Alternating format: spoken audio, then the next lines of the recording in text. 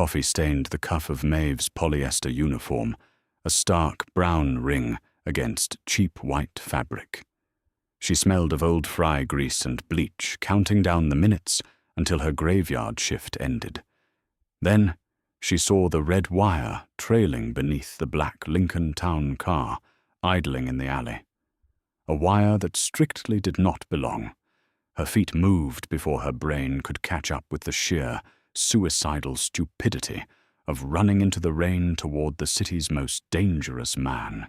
Fluorescent lights buzzed above, casting a sickly green-tinged hue over the cracked linoleum floor of the diner.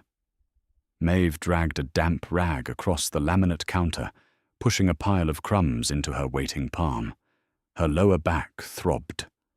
10 hours into a 12-hour shift, her body was a symphony of dull aches, entirely concentrated in the arches of her feet and the base of her neck. Rain lashed against the large front window, blurring the neon "open" sign into a smeared red streak against the black night. The diner smelled intensely of stale coffee, burnt onions, and the heavy ammonia scent of the floor cleaner she had used an hour ago. Footsteps sounded against the tile. Steady, heavy, expensive. Roman Rossi did not look like a man who ate at greasy spoons. His wool overcoat was damp at the shoulders, cut perfectly to his broad frame, hiding the bulk of whatever hardware he carried beneath his ribs. Maeve knew who he was. Everyone in this crumbling district of the city knew the Rossi family. You didn't stare at them. You didn't cross them. You poured their coffee, looked at the table and forgot their faces the moment they left $100 bill beside their empty cup. "Black coffee," Roman said. His voice was a low rumble, barely carrying over the hum of the ancient refrigerators behind the counter. He didn't look at her. He slid into the corner booth, putting his back to the wall, his eyes immediately tracking the exits. Maeve nodded once. She grabbed the glass pot, the handle warm and sticky with residue, and carried it over. Her hands shook slightly. She hated that they shook. She poured the dark, sludgy liquid into a thick ceramic mug, keeping her eyes fixed on the rim so it wouldn't spill. He smelled like rain ozone and an expensive leather interior. Underneath that, something metallic, like copper, like blood. "Need anything else?" she muttered, her voice raspy from disuse. "No." A single syllable, sharp and final. Maeve retreated to the counter. She watched him through the reflection of the pie case. He didn't drink the coffee. He just held the mug, letting the heat seep into his palms, staring out the rain-streaked window toward the alleyway. Out there, his driver sat in a sleek, black Lincoln exhaust, pluming white into the cold air. Bored and exhausted, Maeve took a bottle of Windex and moved toward the front window. She sprayed the glass, the harsh chemical scent biting her nose, and wiped a paper towel in tight, squeaking circles. As she wiped away a layer of condensation, her eyes naturally dropped to the alley. The street lamp flickered, casting long, jumping shadows over the wet asphalt. Water pooled beneath the Lincoln. But in the yellow glow of the streetlight, Maeve saw something else. Tucked behind the rear passenger tire, secured awkwardly to the undercarriage, was a small black box, and dangling from it, dipping just enough to catch the light, was a thin, bright red wire. Blinking, Maeve leaned closer, her nose almost touching the cold glass. Her breath fogged the pain. She rubbed it away violently with her knuckles. It was still there. She wasn't an expert. She was a 26-year-old waitress drowning in medical debt from her mother's failing kidneys. But growing up in this neighborhood, you learned what a car bomb looked like. You learned what kind of grudges required that much C4. Panic sharp and cold spiked in her chest. Her heart hammered against her ribs, a frantic bird trapped in a cage. If that car blew the blast, Radius would take out the alley. It would blow the diner's windows inward, turning the heavy glass pane she was standing behind into 1,000 flying guillotines. Roman slid out of his booth. He threw a folded bill onto the table. He was leaving. He was walking toward the door, buttoning his overcoat. Maeve froze. Common sense screamed at her to dive behind the heavy steel counter. Let him walk out. Let him get into the car. It was his problem. His violent, bloody life catching up to him. He pushed the diner door open. The bell jingled merrily. The roar of the rain flooded the quiet diner. He stepped out into the downpour. He was 10 feet from the car. The driver was reaching over to pop the back door open. Air seized in Maeve's lungs. She dropped the Windex. The plastic bottle hit the linoleum with a dull crack. She ran.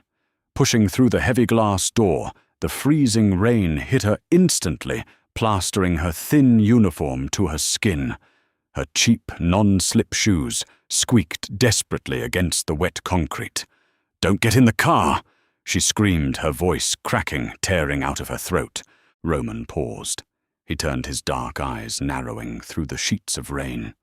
He looked at her standing there, shivering in the downpour, a frail, soaking wet woman, waving her arms like a lunatic. "Wait!" she yelled again, pointing a trembling finger at the rear tire. "There's a wire under the back."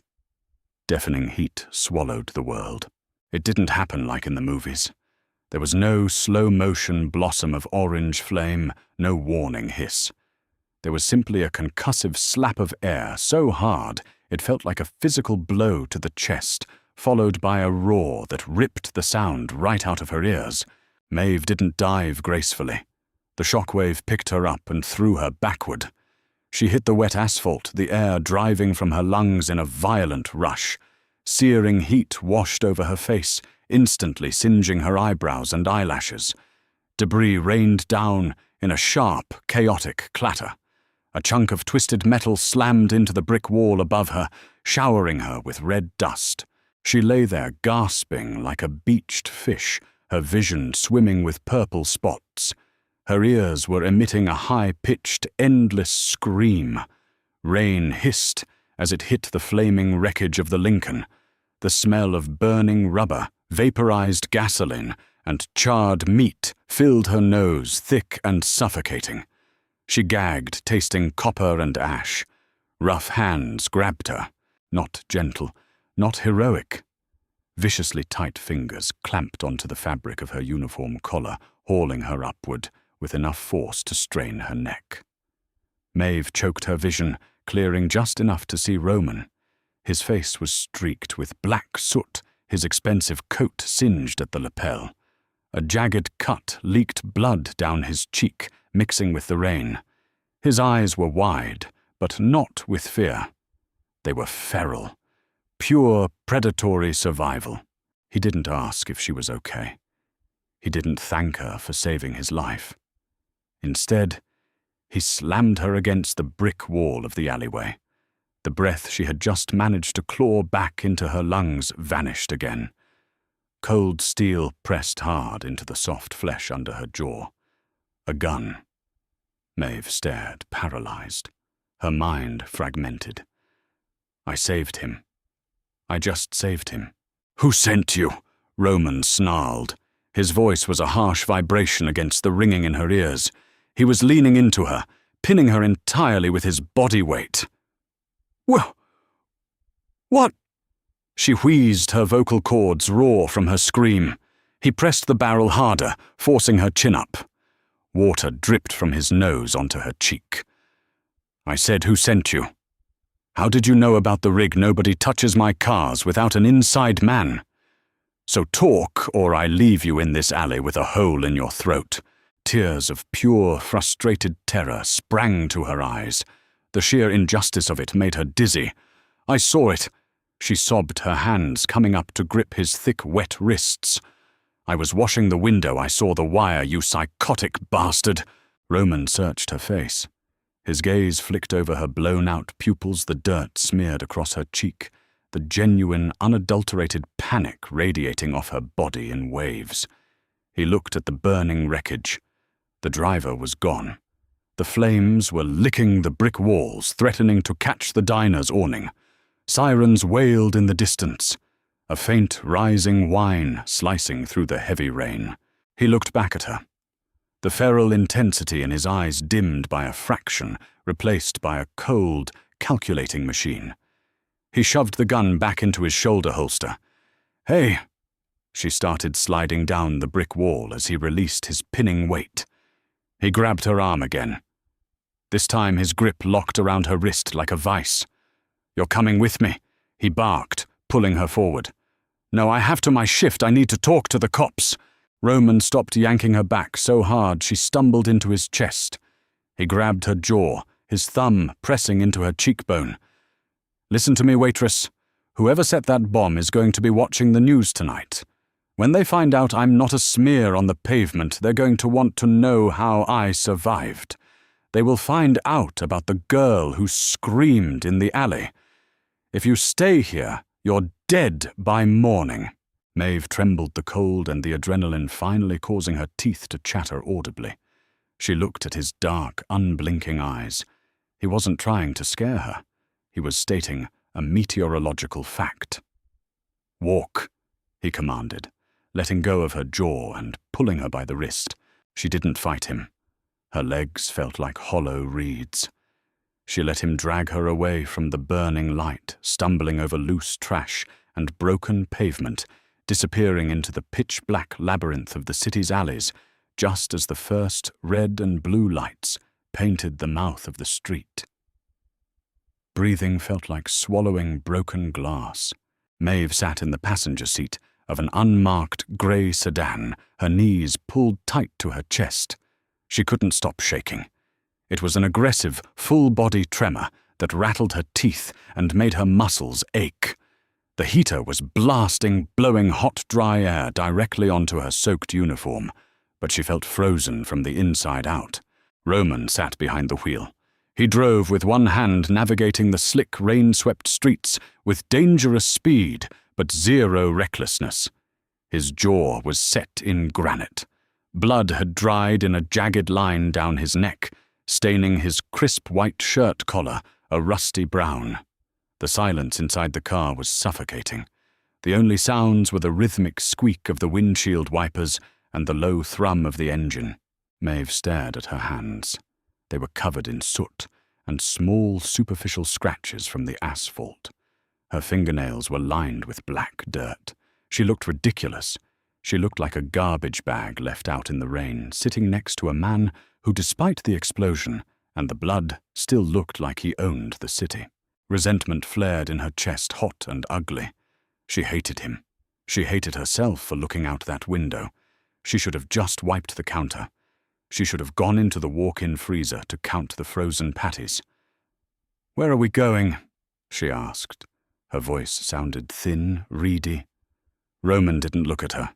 His eyes flicked to the rearview mirror, checking for a tail. "Safe house. South side." "I have a mother," Maeve blurted out. The thought hit her with the force of a second shockwave. "She's at the apartment. She's sick. If I don't come home tomorrow with her medication, she'll panic. I'll have my people secure her." "Your people?" Maeve let out a harsh, wet bark of laughter.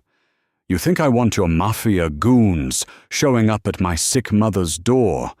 You think that's going to calm her down?" Roman finally turned his head.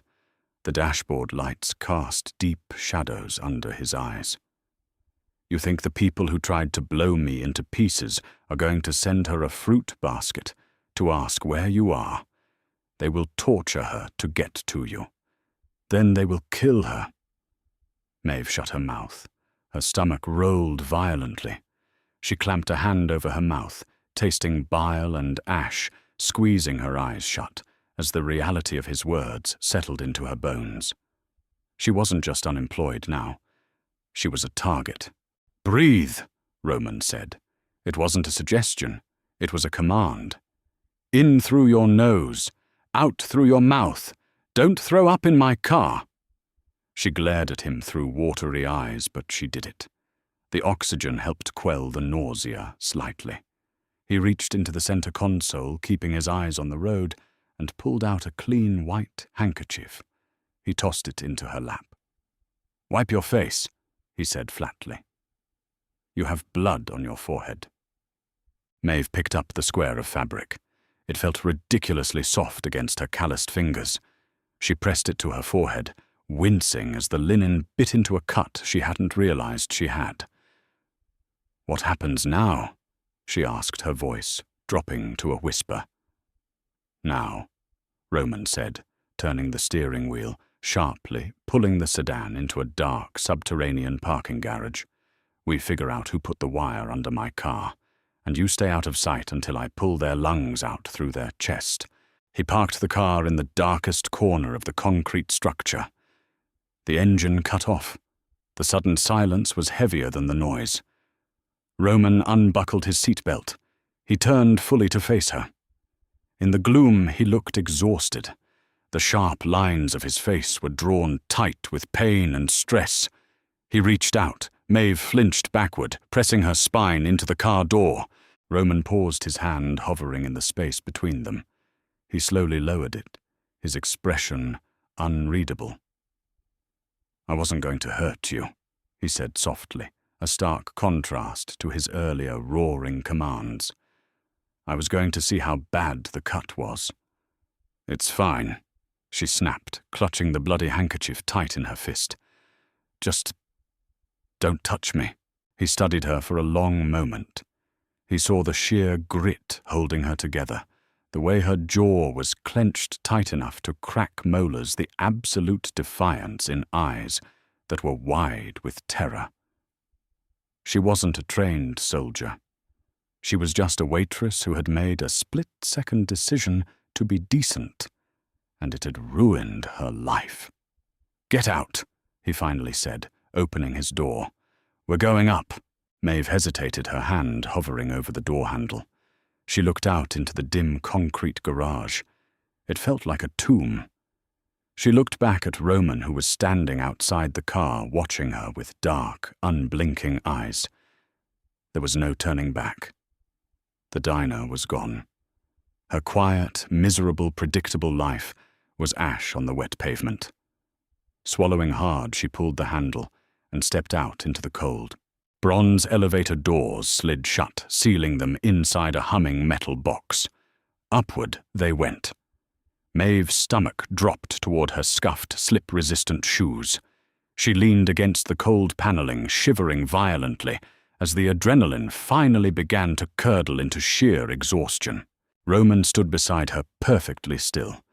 The only evidence he had just survived a car bomb was the dark streak of dried blood cracking on his jawline and the heavy metallic smell radiating off his ruined coat. He didn't pace. He didn't breathe heavily. He watched the digital floor numbers climb with the detached boredom of a man waiting for a bus.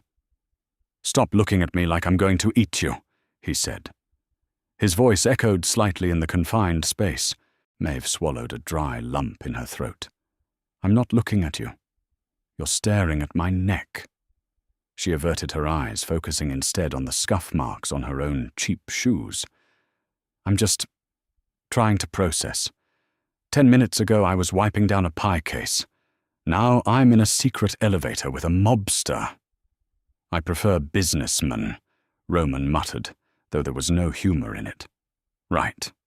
Businessmen regularly check their undercarriages for C4. The elevator pinged softly. The doors slid apart, revealing not a dark, gritty hideout, but a vast, sterile penthouse. Floor-to-ceiling windows offered a panoramic view of the city's glowing skyline, obscured slightly by the relentless driving rain.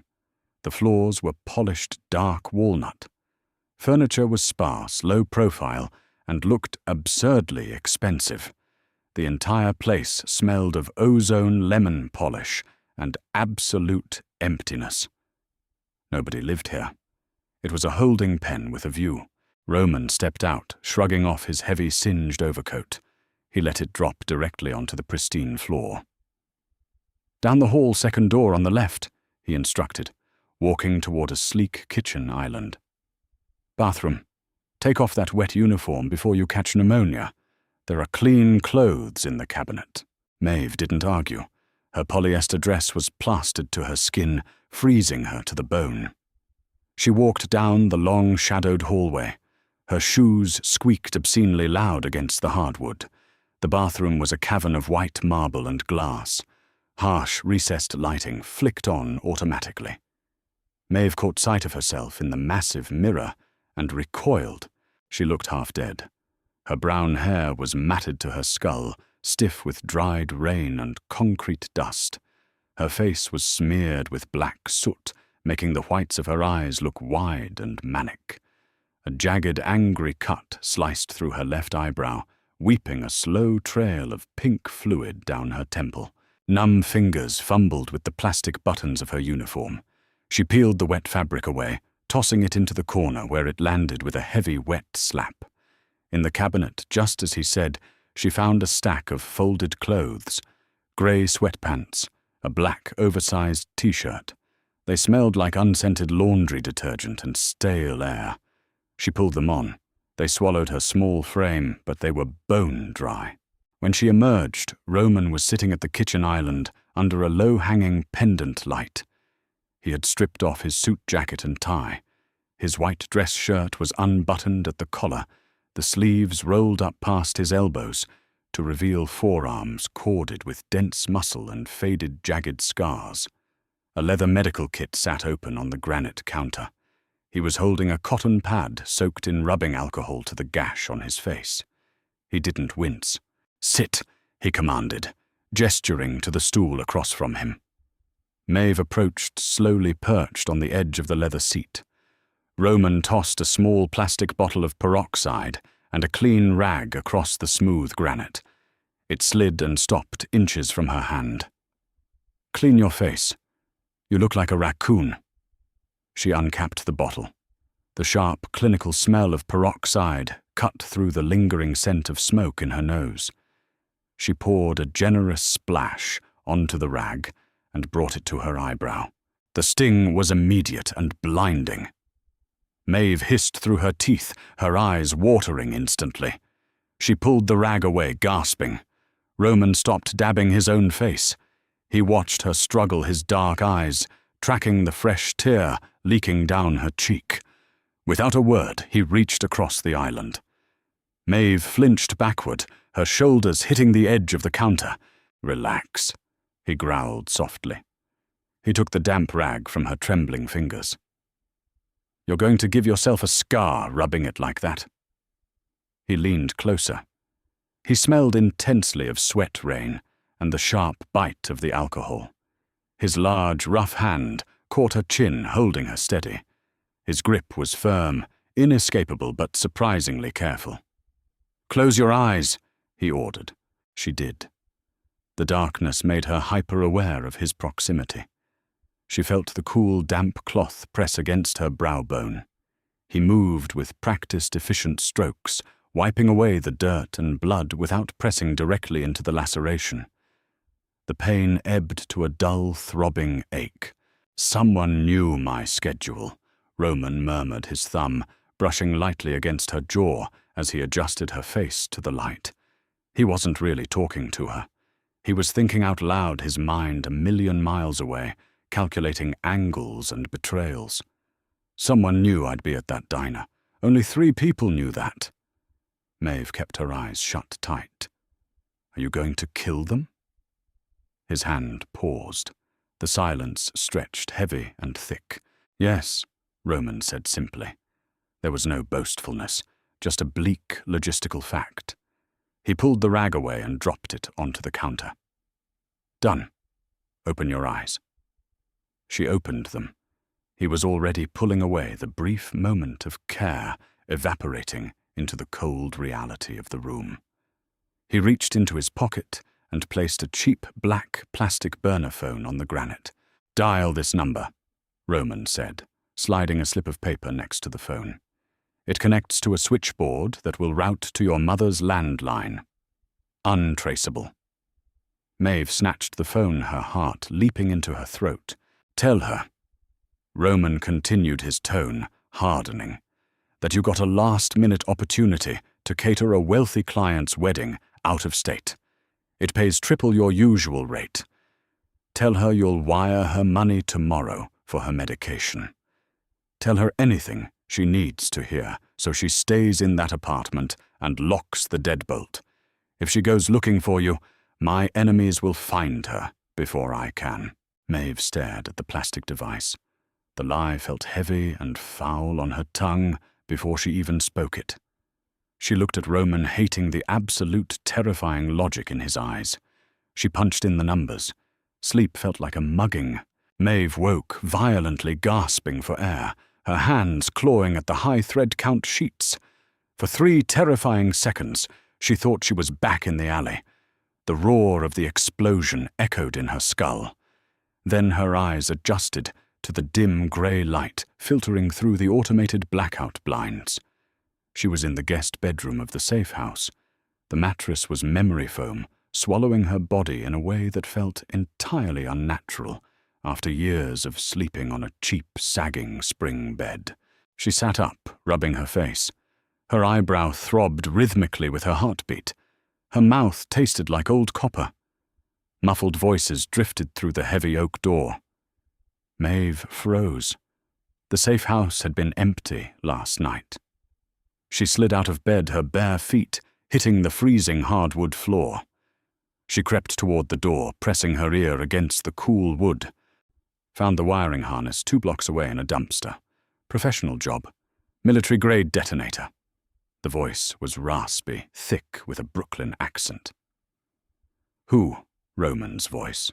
Cold, flat, unyielding. "Declan is shaking down the mechanics on the east side," a second smoother voice replied. "But Elias thinks it was an inside job. The Lincoln was parked in the secure garage until 30 minutes before you left." Maeve swallowed hard. She slowly turned the brass doorknob. It opened with barely a whisper. She peeked through the narrow crack. The living room was transformed. The sterile emptiness was now occupied by 2 men who looked like they breathed violence. One pacing near the window was tall and wiry, wearing a tailored suit that didn't quite hide the bulge under his arm. The other sat on the pristine white sofa, cleaning his fingernails with a pocket knife. He was built like a cinder block with a thick neck and a nose that had been broken multiple times. Roman sat in an armchair drinking black coffee from a bone china cup. He looked worse than last night. Purple shadows bruised the skin under his eyes. He hadn't slept. "Elias is right," Roman said, taking a slow sip. "It's someone inside, someone on the payroll. What do you want us to do when we find him, boss?" the wiry man asked, stopping his pacing. Roman lowered the cup. The ceramic clinked softly against the saucer. "Don't kill him, not right away. Bring him to the warehouse by the docks. I want to know exactly how much they paid him to betray me. I want his fingernails pulled off one by one until he gives me a name." Bile surged up Maeve's throat, hot and acidic. She clapped a hand over her mouth, stumbling backward. Her heel caught the edge of a Persian rug. She slipped her knee, hitting the hardwood floor with a loud, hollow thud. Silence instantly fell over the living room. "Check the hall," Roman commanded, his voice dropping an octave. Panic seized Maeve. She scrambled to her feet, but it was too late. The door swung open fully. The wiry man stood there, his hand resting casually on the butt of a pistol holstered at his hip. He looked down at her, his eyes dead and unreadable. "Well," the man said, looking back over his shoulder. "The waitress is awake." Roman stood up from his armchair. He walked slowly toward the hallway, his face an impenetrable mask. He stopped beside his lieutenant, looking down at Maeve, who was pressed against the wall, clutching the oversized black T-shirt to her chest. "Wait in the kitchen, Carter," Roman said, without looking away from Maeve. "You too, Hayes." "Boss, you sure?" the cinderblock man asked from the sofa. She heard everything. Roman finally snapped his gaze toward the man. It was a look of pure, concentrated venom. "Did I stutter?" The 2 men exchanged a brief look before nodding deferentially. They shuffled past Maeve, their heavy boots thudding against the floor, and disappeared into the kitchen. Roman stepped into the hallway and pulled the bedroom door shut behind him, enclosing the two of them in the dim, narrow space. "You shouldn't eavesdrop," he said quietly. "You're going to torture someone," Maeve whispered, her voice shaking violently. She couldn't stop looking at his hands, the same hands that had carefully wiped blood from her face last night were going to pull a man apart. Yes. He didn't try to soften it. He didn't offer a justification. "You're a monster!" The words slipped out before she could stop them. Roman let out a slow, heavy breath. He leaned his shoulder against the wall, crossing his arms over his chest. He looked tired, deeply, fundamentally exhausted. "What did you think this was?" he asked, his tone devoid of anger. "Did you think I was just a misunderstood guy in a nice suit? I run a criminal syndicate? People try to kill me. If I don't respond with overwhelming brutality, they will try again. Next time, it won't be a bomb under my car. It will be a bullet in the head of a girl who just happened to be washing a window." Maeve flinched. "I didn't ask you to run out into that rain," Roman continued, stepping closer. He invaded her personal space, forcing her to look up into his dark, storm-grey eyes. "You made a choice. You saved my life. And in my world, no good deed goes unpunished. You are tied to me now. So you can cry, you can call me a monster, you can hate me all you want. But do not forget that my monstrousness is the only reason you and your mother are going to survive the week."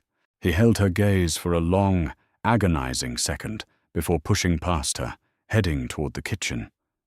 "There's oatmeal in the pantry," he threw over his shoulder. "Eat something. You look like a ghost." The silence in the penthouse stretched thick and suffocating long after the heavy oak door clicked shut behind Roman's two lieutenants. They had left an hour later, taking the stench of impending violence with them.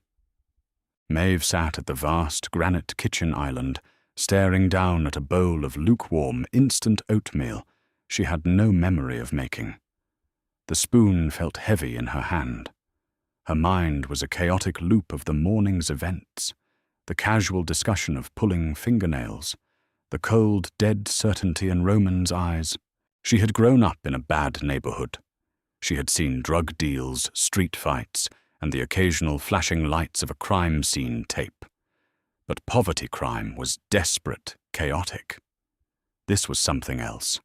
This was industrialized violence. Cold, calculated, and corporate.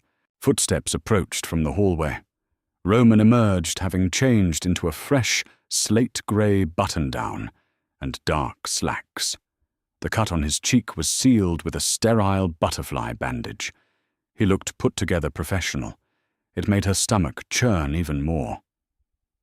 He walked to the coffee machine, pressing a button. The machine whirred, grinding expensive beans. "Did she believe you?" Roman asked, his back to her. Maeve blinked, snapping out of her trance. "Who?" "Your mother, when you called her last night." Maeve looked down at her oatmeal. A fresh wave of guilt washed over her, heavy and sour. "I think so." She was confused. "I've never catered a day in my life. But she worries about money more than she worries about me." I told her I was getting paid $3,000. She stopped asking questions after that. Roman turned around, leaning against the counter, a steaming mug of espresso in his hand. He watched her intently. He wasn't glaring anymore. He was studying her, analyzing the way her shoulders hunched inward, the way she refused to meet his eyes. "Lying to family is the hardest part," he said quietly. Maeve finally looked up, a bitter scoff escaping her lips. "I doubt you have a hard time lying to anyone." Roman didn't take the bait. He took a sip of his coffee. "I lied to my father every day for 10 years, told him I was going to legitimize the business, told him we were transitioning to real estate. He died believing his son was a clean man." Maeve frowned, genuinely surprised by the admission. "Why tell me that?" Because you're sitting there vibrating with guilt, Roman replied, setting his mug down. You think you've committed an unforgivable sin by lying to a sick woman to keep her safe. You haven't. You did what was necessary. Guilt is a useless emotion in survival. I don't want to just survive. Maeve snapped her frustration, finally boiling over. She pushed the bowl of oatmeal away. It clattered loudly against the granite. I want my life back. I want to go to my miserable underpaying job and smell like fry grease and complain about my back aching. I don't want to hide in a glass tower while men map out tortures in the next room. Roman's expression hardened. He pushed off the counter, walking slowly around the island until he was standing directly beside her stool. Maeve tensed, fully expecting him to grab her, to yell, to assert dominance.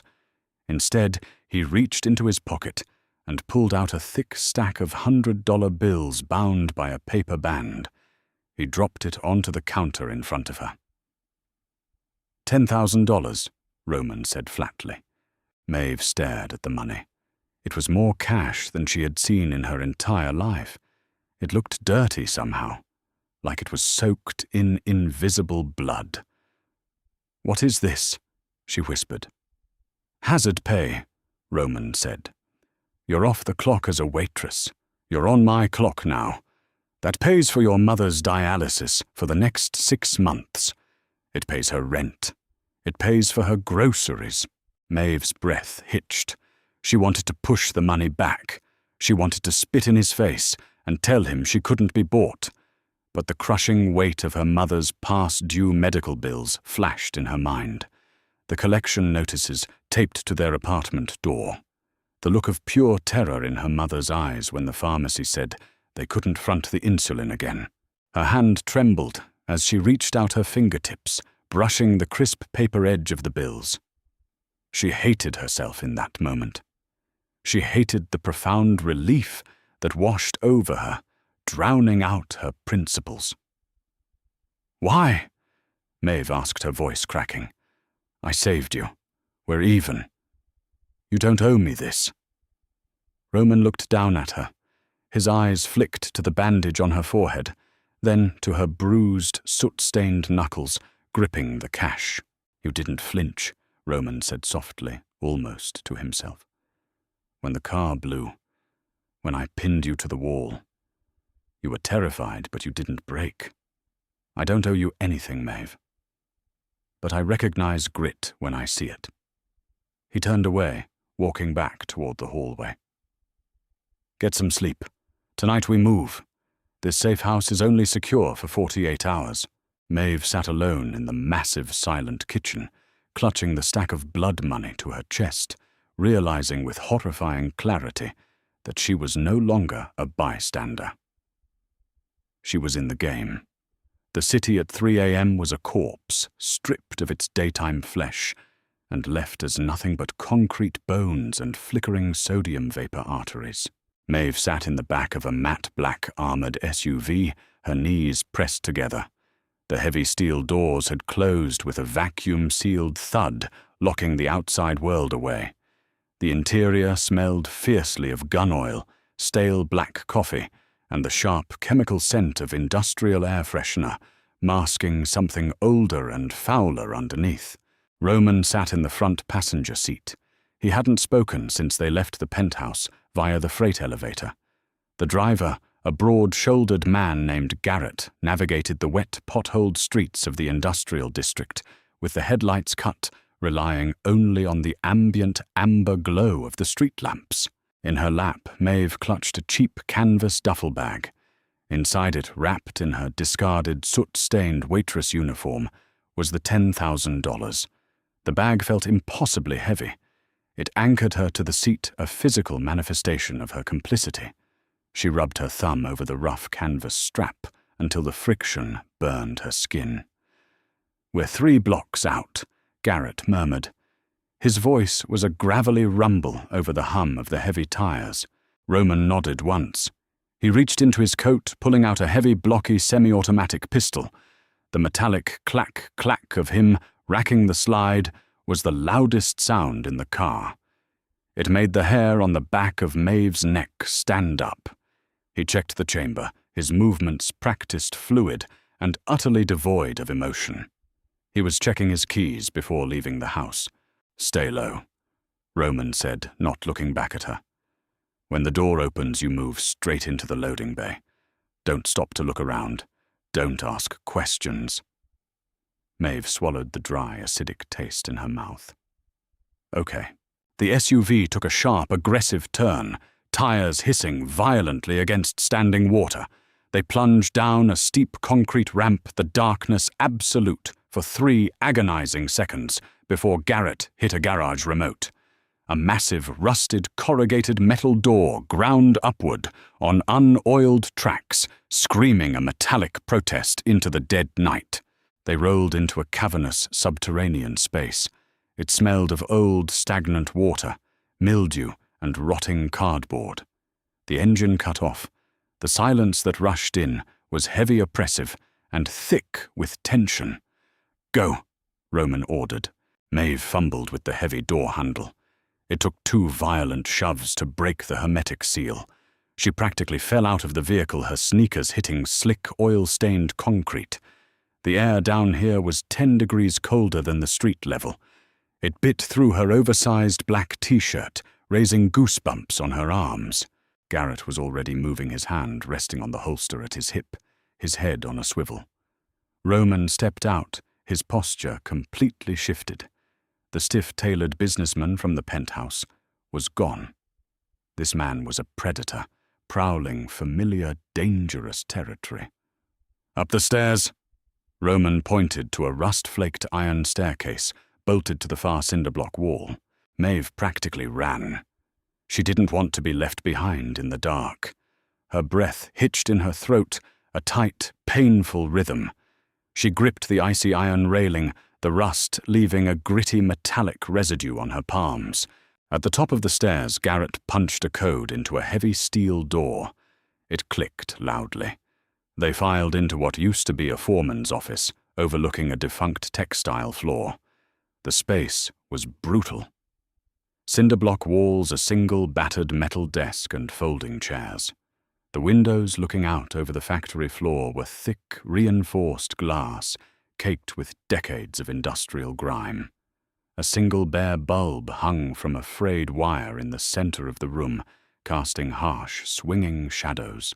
"Secure the perimeter," Roman told Garrett.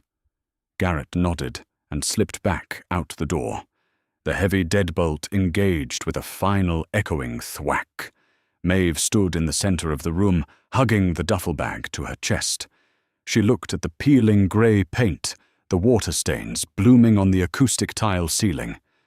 It felt like a bunker. It felt like a tomb. Roman didn't look at her.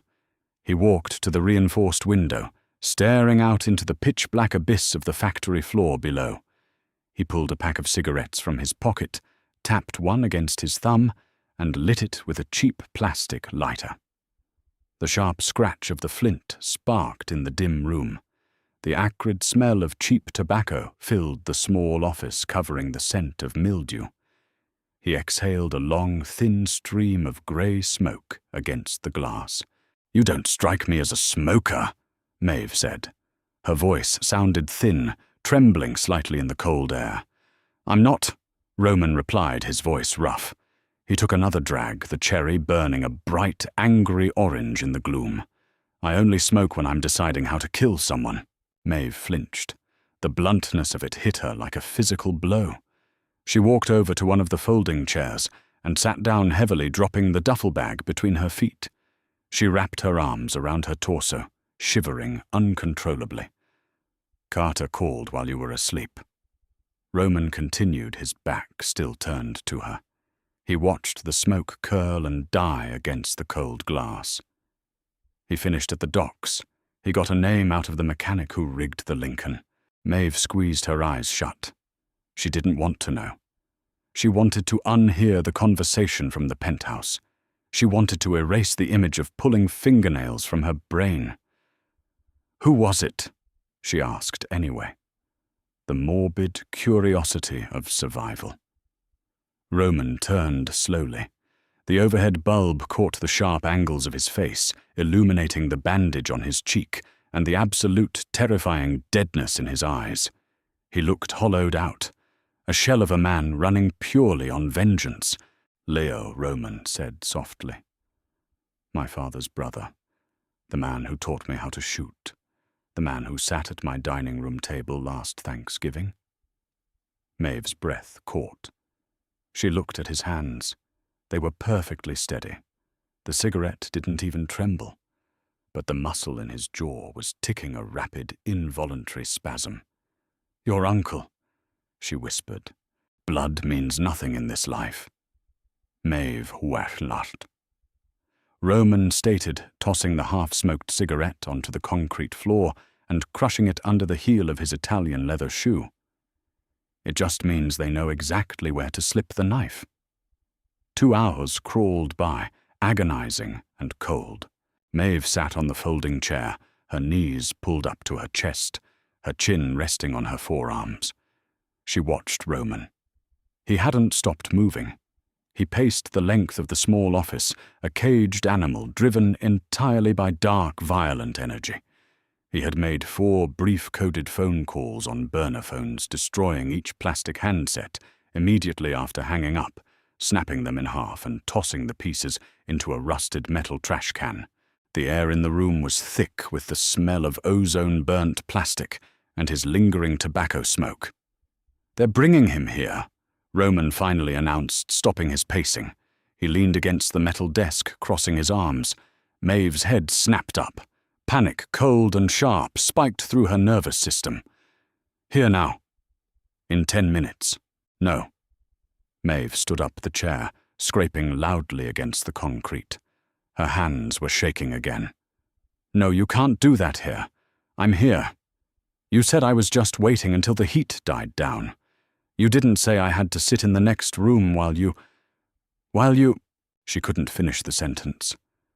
The reality of what was about to happen, the sounds she would hear, the blood that would inevitably spill onto the concrete outside this office, made her stomach violently reject itself. She dry-heaved, clapping a hand over her mouth, tasting bile. Roman watched her with clinical detachment. "You're not going anywhere, Maeve. The streets are exposed. Leo's men are looking for me, and by extension they are looking for you. You are safer in this room than anywhere else in the city." "Safe?" She spat tears of pure frustration burning her eyes. "You think I feel safe with you? You're going to execute your own uncle on the other side of that glass. You're a psychopath." He closed the distance between them in 2 long strides. He didn't grab her, but he crowded her, his physical presence overwhelming, backing her up, until her shoulder blades hit the icy cinder block wall. "Do not mistake my patience for weakness." Roman growled his voice, a low, vibrating threat that rattled her teeth. He smelled of sweat and adrenaline, now the raw scent of a predator preparing for a kill. "Leo put a bomb under my car. He knew my driver, a kid with a pregnant wife, was in the front seat. He didn't care. He tried to turn my neighborhood into a crater to take my chair. So yes, I am going to put a bullet in his head. And you are going to sit in that chair, and you are going to keep your mouth shut, because if you run out that door, you won't make it to the end of the block." Maeve stared up at him, her chest heaving. She saw the monster. It wasn't hidden anymore. It was right on the surface, staring back at her with flat grey eyes. But beneath it, buried deep under layers of sociopathic conditioning and mafia bravado, she saw something else. A flicker of profound, suffocating betrayal. A boy who had been sold out by his own blood. "You don't have to do it," she whispered, her voice cracking. It was a stupid, naive thing to say, but she couldn't stop herself. The waitress from the diner, the girl who believed in rules and decency, was dying a hard death. But she wasn't entirely gone yet.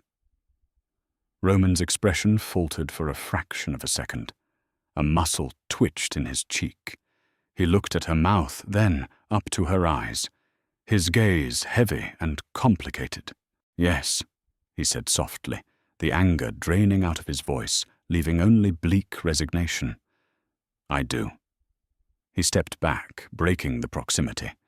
The heavy steel door clicked and groaned open. Carter stood in the doorway. His suit was rumpled, his knuckles bruised purple and swelling. He looked tired, but his eyes were wired tight. "He's in the basement," Carter reported, his voice devoid of any inflection. "Garrett has him zip-tied to a load-bearing pillar." Roman didn't hesitate. He didn't look back at Maeve. He reached into his coat, his hand wrapping around the grip of the pistol, and walked out the door. Carter lingered for a second. He looked at Maeve, huddled against the wall, pale and shaking. He offered no sympathy. He just grabbed the heavy steel door and pulled it shut. The deadbolt slammed into place. Maeve was alone. The silence in the office was deafening. It pressed against her eardrums a heavy physical weight. She walked mechanically to the reinforced glass window. She couldn't see the basement from here, only the vast, empty factory floor below, littered with rusted machinery and rotting wooden pallets. She pressed her forehead against the cold, filthy glass. She closed her eyes and clamped her hands over her ears, pressing hard enough to cause pain. She hummed a stupid pop song from the diner's jukebox, trying to drown out the world. She waited for the gunshot. She waited for 5 minutes, then 10. Her arms began to ache. The tension in her shoulders was sharp enough to slice through bone. Bang! It was muffled by the concrete floors, but it vibrated through the soles of her shoes. A single heavy percussion. Maeve gasped, dropping her hands from her ears. She stumbled backward, tripping over the leg of the folding chair and falling hard onto her backside. The concrete bruised her tailbone. She scrambled backward like a crab until she hit the desk, pulling her knees tight against her chest, rocking slightly. It was done. He had killed his own family. She sat there in the dim light, the smell of burnt plastic and stale tobacco nauseating her.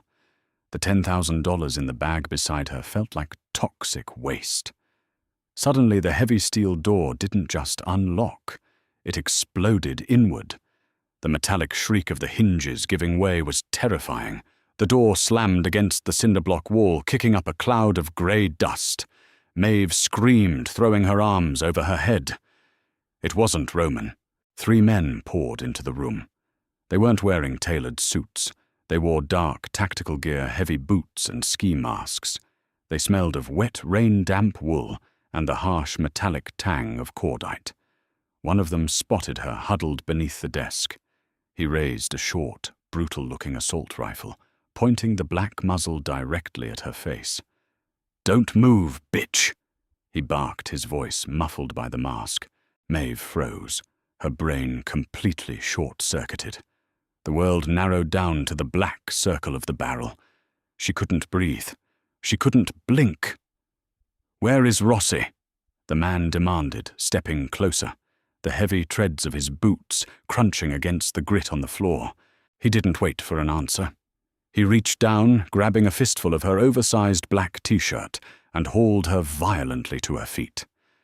Maeve choked the collar, digging into her windpipe. Her feet dangled for a second before she scrambled to find the floor. "I don't know," she shrieked, panic finally overwhelming paralysis. "I don't know. Check the floor," the man holding her yelled to the other 2. "He's in the building." The 2 men rushed toward the window, peering down into the darkness. Before they could turn back, the glass shattered. It wasn't a bullet. It was a deafening, concussive boom from the factory floor below that blew the reinforced glass inward. A wave of heat and pulverized dust hit the office. The man holding Maeve stumbled his grip, loosening slightly. That was all the opening she needed. Pure animal desperation took over. She didn't think. She just reacted. She brought her knee up with every ounce of strength she had, driving it directly into the man's groin. He let out a wet, breathless grunt and doubled over, dropping his rifle. The heavy weapon clattered loudly onto the concrete. Maeve didn't wait to see him fall. She spun around her foot, catching the strap of her canvas duffel bag. She grabbed it, purely on instinct, hoisting it over her shoulder, and scrambled through the open doorway, plunging blindly into the dark, rusted stairwell. The stairwell was a vertical tunnel of pitch black and echoing chaos. Maeve tumbled down the iron steps, her feet barely finding purchase. The rusted railing tore at the skin of her palms, leaving wet, bleeding scrapes she didn't even feel through the adrenaline. Below her, the factory floor was lit up by erratic, strobing flashes of gunfire. Crack, crack, crack. The sound was deafening in the enclosed space, bouncing off the concrete walls and drilling into her skull. It smelled like fireworks and pulverized stone. "She's on the stairs!" A voice roared from above. Heavy boots hit the iron grating, descending fast. Maeve hit the landing. The heavy duffel bag swung wildly, slamming into her hip, throwing her off balance. She pitched forward, scraping her knees hard against the rough concrete floor. A sharp, hot pain sliced through her leg, but she couldn't stop. She scrambled on all fours behind a massive, rusted industrial loom, pressing her back against the cold, greasy metal. She pulled her knees tight to her chest, trying to make herself as small as possible. Her heart was beating so hard, it felt like it was going to crack her ribs. She clamped a hand over her mouth to muffle her ragged, gasping breaths. Dust rained down from the ceiling, coating her tongue and making her want to cough. She swallowed it down, tears streaming down her face, cutting clean tracks through the soot. Footsteps crunched cautiously on the debris, not 10 feet from her hiding spot. A flashlight beam swept across the floor, the bright white circle cutting through the thick, swirling dust.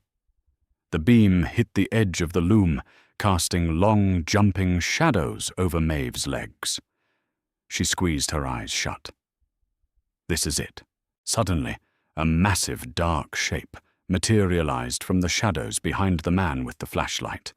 There was no warning shout, just the sickening, wet sound of a heavy blade finding soft tissue.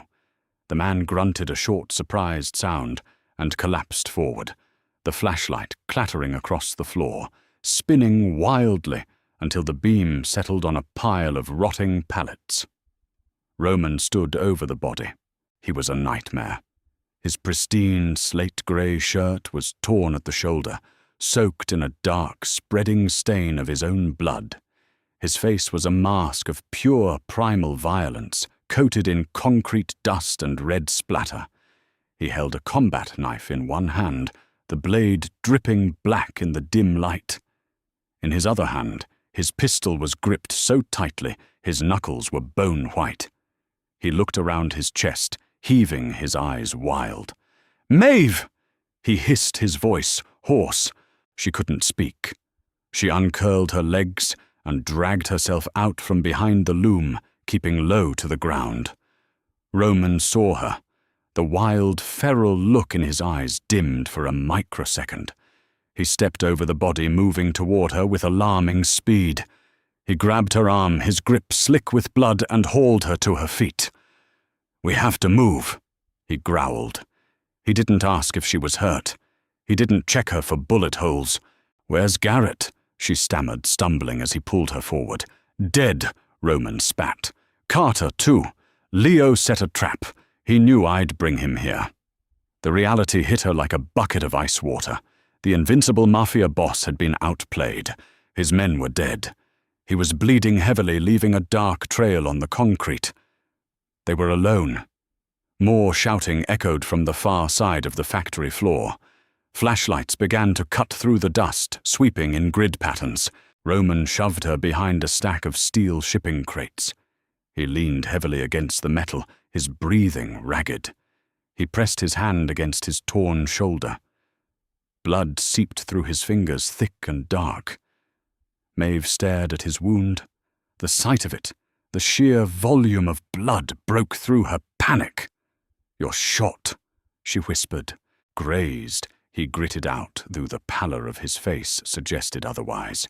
He popped the magazine out of his pistol, checked it, and slammed it back in. 3 rounds left. "There's a maintenance tunnel," Roman said, his voice straining. 50 yards east. It leads to the storm drains. When I start shooting, you run. You don't look back." Maeve looked at him. Really looked at him. He was willing to die right here to give a waitress he met 24 hours ago a chance to escape. It wasn't noble. It was a cold, calculated transaction. He had dragged her into this. He was balancing the ledger. "No," she said. Her voice was surprisingly steady. Roman glared at her, his eyes flashing with sudden violent anger. "This isn't a negotiation. Run. You have 3 bullets and you're bleeding out," Maeve hissed back, her own anger flaring a desperate cornered animal rage. "You won't last 10 seconds, and I don't know where the hell a storm drain is." She dropped her canvas bag. She ripped off the oversized black t-shirt she was wearing over her tank top. The cold air hit her skin, but she didn't care. She bundled the fabric up, ignoring the blood and dirt, and pressed it hard against Roman's bleeding shoulder. He hissed in pain, his body tensing aggressively. His free hand shot up, grabbing her wrist with crushing force. "What are you doing?" he snarled. "Applying pressure, you idiot!" she snapped, pushing her body weight into the makeshift bandage. "My mother has diabetic ulcers. I know how to stop bleeding." Roman stared at her, genuinely stunned. The waitress was yelling at him. She was bleeding from her knees, her face smeared with dirt, her eyes wide with terror, but she was pressing a dirty shirt into his bullet wound with absolute defiance. A flashlight beam swept inches from their crate. Heavy boots approached. "Over here!" a voice yelled. Roman's eyes locked onto Maeve's. In that fraction of a second, in the dark smelling of blood and cordite, a silent understanding passed between them. The rigid lines of their worlds had shattered. There was no mafia boss and innocent bystander anymore. There were only 2 people trying to survive the next 10 seconds. Roman shifted his grip. He let go of her wrist and grabbed the back of her neck, his large, blood-slick hand pulling her down as he ducked low. "Keep your head down," he whispered, his lips grazing her ear. He swung around the edge of the crate, raising the pistol. Crack, crack. 2 shots, 2 heavy thuds. He didn't wait to check the bodies. He grabbed the strap of her duffel bag, threw it over his good shoulder, and grabbed her hand. "Run!" They sprinted into the darkness, leaving the sterile world behind, plunging deep into the brutal, bleeding heart of the underground. Conclusion. Did Maeve make the biggest mistake of her life by warning the mafia boss, or was it the only way to escape her mundane reality? The underworld is a dangerous place, and Roman and Maeve's survival is far from guaranteed. If you felt the tension, the grit and the raw emotion of this story, hit that like button right now. It really helps the channel. Don't forget to share this video with anyone who loves dark romance and high-stakes mafia drama. Subscribe and turn on notifications so you never miss the next pulse-pounding chapter of Roman and Maeve's twisted journey. What do you think Roman will do next? Let me know in the comments.